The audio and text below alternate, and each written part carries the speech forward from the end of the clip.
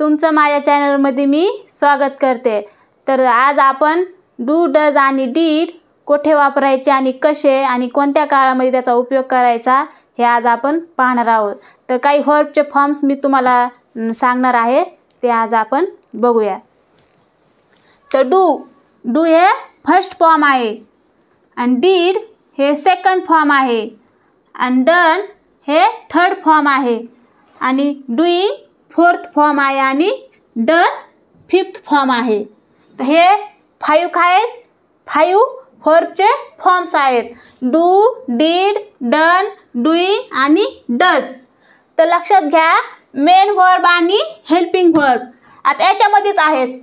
तर 5 बी फॉर्म्स हे main verb म्हणून काम करतात, पण मग हेल्पिंग व्हर्ब कोणते आहेत हे आपण पाहणार आहोत। तर डू, डीड आणि डज हे काय आहेत, हेल्पिंग व्हर्ब आहेत, है ना। आणि डन हे आणि डूइंग हे मेन व्हर्ब आहेत, हे फक्त मेन व्हर्बच राहतात आणि डज, डीड आणि डू हे हेल्पिंग व्हर्ब म्हणून काम करतात। तर बघूया आपण, तर हे काय झाले, मेन व्हर्ब, डन आणि डूइंग मेन व्हर्ब म्हणून काम करतात। तर हे काय आपण फॉर्म्युला घेतलाय की वाक्य तयार करत असताना आपण काही फॉर्म्युला वापरतो, है ना। तर साधं वाक्य जर आपल्याला तयार करायचं असेल तर आपण हा फॉर्म्युला यूज करतो। तर सब्जेक्ट म्हणजे काय, आता याच्यामध्ये सब्जेक्ट कोणचा, हेल्पिंग व्हर्ब आणि व्हर्ब म्हणजे मेन व्हर्ब आणि हे ऑब्जेक्टिव्ह म्हणजे बाकीचं वाक्य।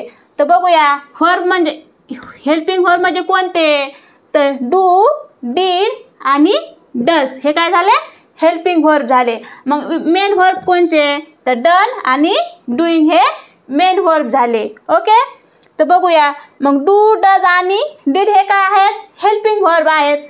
तर मग आता हे कोणत्या काळामध्ये वापरतात हे पाहणार आहोत आपण। तर डू आणि डज हे सिंपल प्रेझेंट टेन्स म्हणजे साधा वर्तमान काळ, ओके। आणि डीड हे सिंपल पास्ट टेन्स म्हणजे साधा भूतकाळ।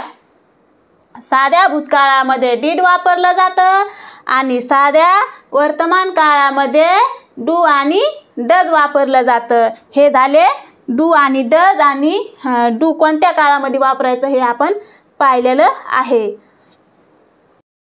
तर आता आपण डू, डज आणि डीड कोणत्या सब्जेक्ट सोबत वापरायचे हे पाहणार आहोत। तर डू कोणत्या सब्जेक्ट सोबत वापरायचे, तर I do, you do, we do, they do आणि प्लुरल नाउन म्हणजे बॉईज डू म्हणजे अनेक वचन नाम असेल तेव्हा डू वापरतात। बॉईज म्हणजे अनेक, बॉय म्हणजे एक आणि बॉईज म्हणजे अनेक, म्हणजे 4-5 जर मुलं असतील तर आपण त्याला अनेक वचनामध्ये म्हणतो आणि ते पण आपण डू सोबत वापरायचं। ओके, आता डज बघू, he does, she does, it does, singular noun म्हणजे एक वचनासोबत आपण डज वापरतो, म्हणजे बॉय म्हणजे मुलगा एक वचन त्याच्यासोबत आपण डज वापरायचं। बॉय डज म्हणजे एक वचनासोबत आपण डज वापरतो। तर डीड कोणत्या सब्जेक्ट सोबत वापरायचं हे पाहूया।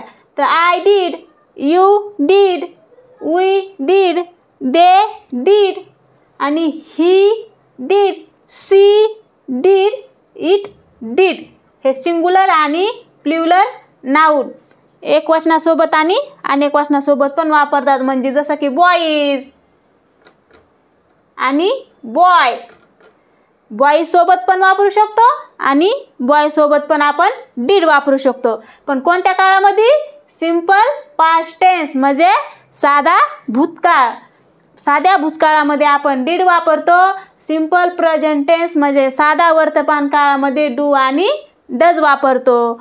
तर तुम्हाला डू, डज आणि डीड कोणत्या सब्जेक्ट सोबत वापरायचे हे आपण पाहिलेले आहे।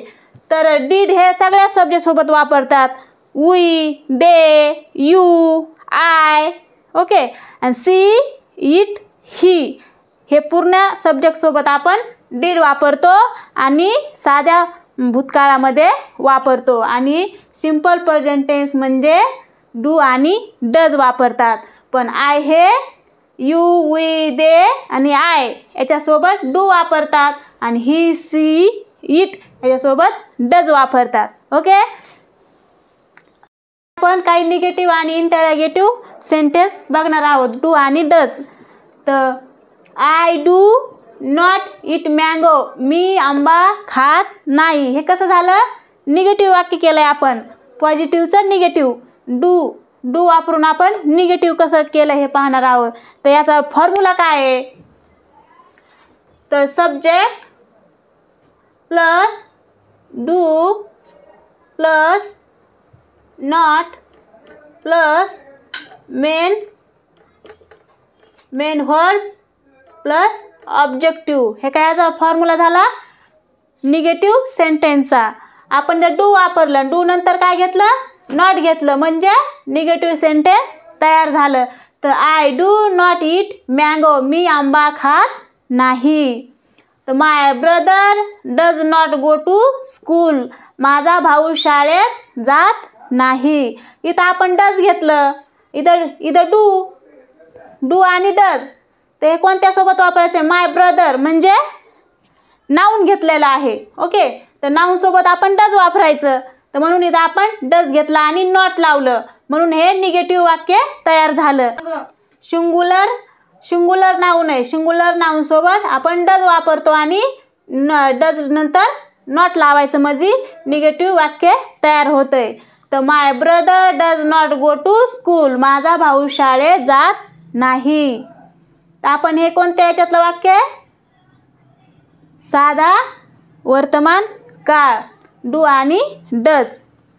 Does your father take tea daily, तुझे वडील रोज चहा घेतात का? हे निगेटिव्ह वाक्य झालं. निगेटिव्ह नाही, इंटरॅगेटिव्ह म्हणजे प्रश्नार्थक वाक्य आपण हे घेतलेलं आहे. इथं प्रश्नार्थक जर वाक्य तयार करायचं असेल तर आपण आधी समोर काय घेतो? प्रश्नार्थक जर वाक्य तयार करायचं असेल, सब्जेक्टच्या पुढं आपण हेल्पिंग व्हर्ब लावतो, म्हणजे डज लावलेला आहे इथं. जर आपला डू जर सब्जेक्ट हेल्पिंग व्हर्ब असेल तर आपण डू लावू शकतो आणि डज असेल तर डज लावलेला आहे. कशासाठी लावला आहे? इंटरॅगेटिव्ह सेंटेन्स बनवण्यासाठी, आपण प्रश्नार्थक वाक्य तयार करण्यासाठी आपण डज लावलेला आहे. कोणत्या पुढं? सब्जेक्ट पुढं लावलेला आहे. ओके.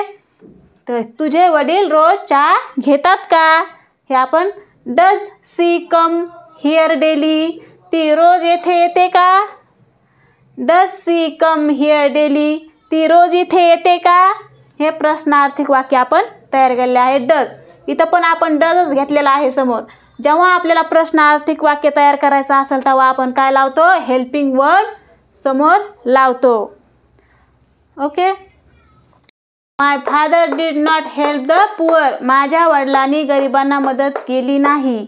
आपण निगेटिव्ह सेंटेन्स तयार केलेला आहे. तर डिड नॉट, इथं डिड नॉट म्हणजे नॉट टाकलं म्हणजे निगेटिव्ह सेंटेन्स तयार झालं. तर याचा फॉर्म्युला काय आहे? आपण फॉर्म्युला बघूया. Subject plus did plus not plus main verb plus objective, हा ह्याचा निगेटिव्ह सेंटेन्सचा फॉर्म्युला झाला. ते फॉर्म्युला तुम्ही लक्षात ठेवायचा, तेव्हा तुम्हाला निगेटिव्ह सेंटेन्स तयार करता येतील. तर डिड ही हेल्प मी, त्याने मला मदत केली का? हे प्रश्नार्थक वाक्य आपण तयार केले. डिड ही हेल्प मी, त्याने मला मदत केली का? आता प्रश्नार्थक वाक्य तयार करण्यासाठी काय करायला लागतंय? तर डिड हे हेल्पिंग व्हर्ब आहे, तर हे आपण सब्जेक्टच्या समोर घ्यावं लागतं, तेव्हा आपण प्रश्नार्थक वाक्य तयार होतं. डिड म्हणजे हे काय आहे? Helping verb. तर आपण डिडचे आपण प्रश्नार्थक वाक्य तयार करतो, म्हणजे हेल्पिंग व्हर्बचं आपल्याला समोर घेणं गरजेचं आहे, तेव्हा आपण प्रश्नार्थक वाक्य सेंटेन्स तयार होईल. व्हाय डिड चिल्ड्रन स्लीप, मुले का झोपली? व्हाय डिड चिल्ड्रन स्लीप, मुले का झोपली? Did she hate me, did she hate me, ती माझा तिरस्कार करते का? ती माझा तिरस्कार करते का? हे आपण प्रश्नार्थक वाक्य तयार केलं. इथं पण आपण डिड घेतलं. ओके.